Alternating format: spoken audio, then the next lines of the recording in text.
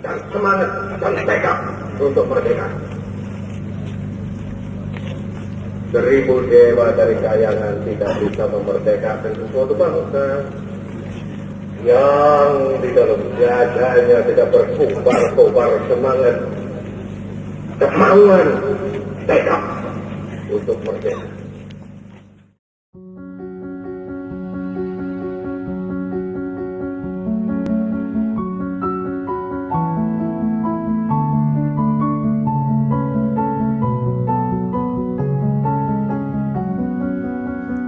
Undang-Undang Dasar 1945 adalah fondasi hukum bagi bangsa Indonesia. Sejak diresmikan, UUD 1945 telah melalui berbagai fase, mencerminkan dinamika politik, sosial, ekonomi, dan hukum di Indonesia. Mari kita telaah perjalanan UUD 1945 ini, menyoroti setiap perubahan yang terjadi, serta menganalisis kelebihan dan kekurangannya. Kita mulai dari masa kemerdekaan.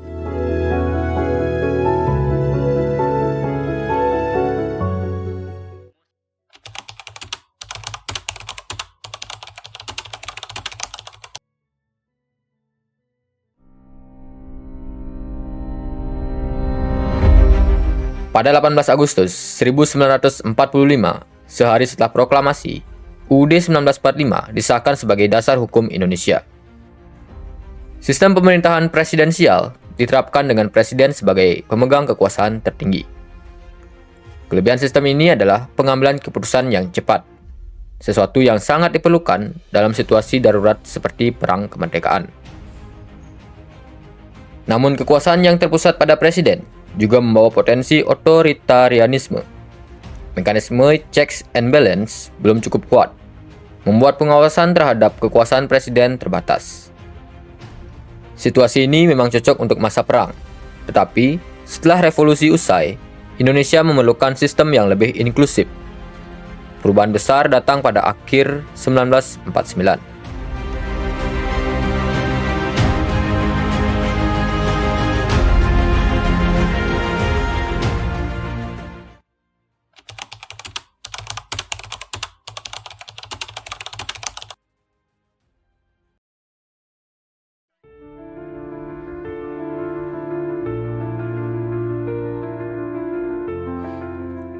Periode ini menandai berdirinya Republik Indonesia Serikat atau RIS, sebuah sistem federal yang memberi lebih banyak otonomi kepada daerah. Kelebihan dari sistem ini adalah fleksibilitas yang diharapkan dapat mengakomodasi keragaman daerah. Namun, otonomi yang terlalu besar memicu ketidakstabilan.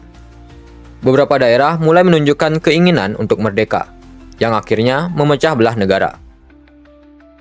Ketidakstabilan ini membuat pemerintah kembali ke Negara Kesatuan pada 17 Agustus 1950.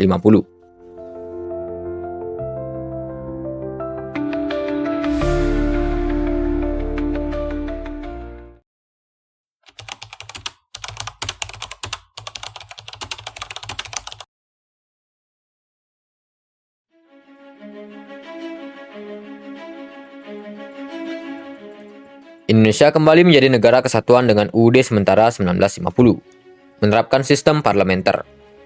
Di bawah sistem ini, kekuasaan eksekutif dipegang oleh Perdana Menteri, sementara Presiden hanya berperan sebagai simbol negara. Kelebihan dari sistem ini adalah distribusi kekuasaan yang lebih merata. Namun, kelemahannya adalah kabinet yang sering berganti akibat koalisi partai yang rapuh, menyebabkan ketidakstabilan pemerintahan.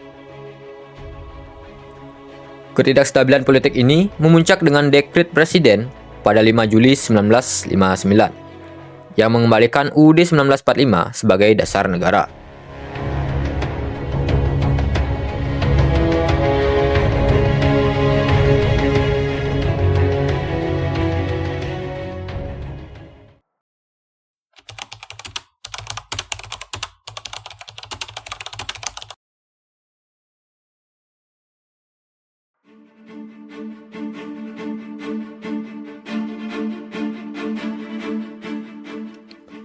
Di periode ini, Indonesia berada di bawah sistem demokrasi terpimpin oleh Soekarno dan kemudian Orde Baru oleh Soeharto.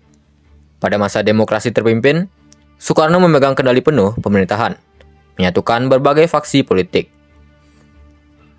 Kelebihannya adalah stabilitas politik. Namun, hal ini juga membawa dampak negatif berupa konsentrasi kekuasaan yang berlebihan dan pembatasan terhadap hak-hak sipil. Pada masa Orde Baru di bawah Soeharto, Indonesia meraih stabilitas ekonomi dan politik yang cukup panjang. Namun, kebebasan politik dibatasi dan pelanggaran hak asasi manusia sering terjadi. Tahun 1998 menjadi titik balik ketika Soeharto lengser dan Indonesia memasuki era reformasi.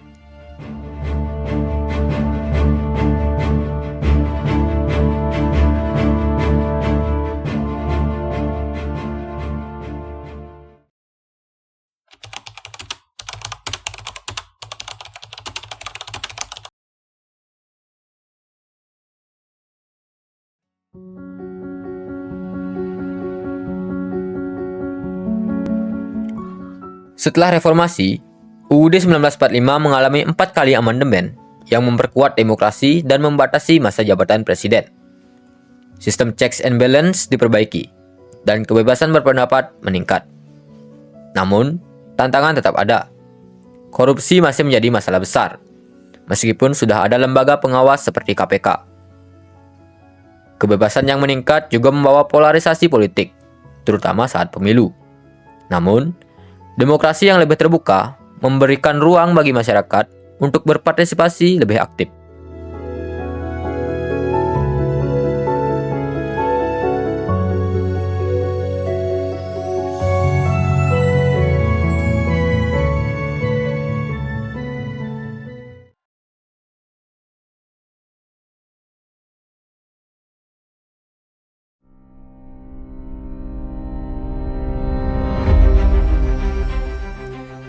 Perjalanan UUD 1945 dari awal kemerdekaan hingga era reformasi menunjukkan bagaimana konstitusi ini berkembang bersama bangsa.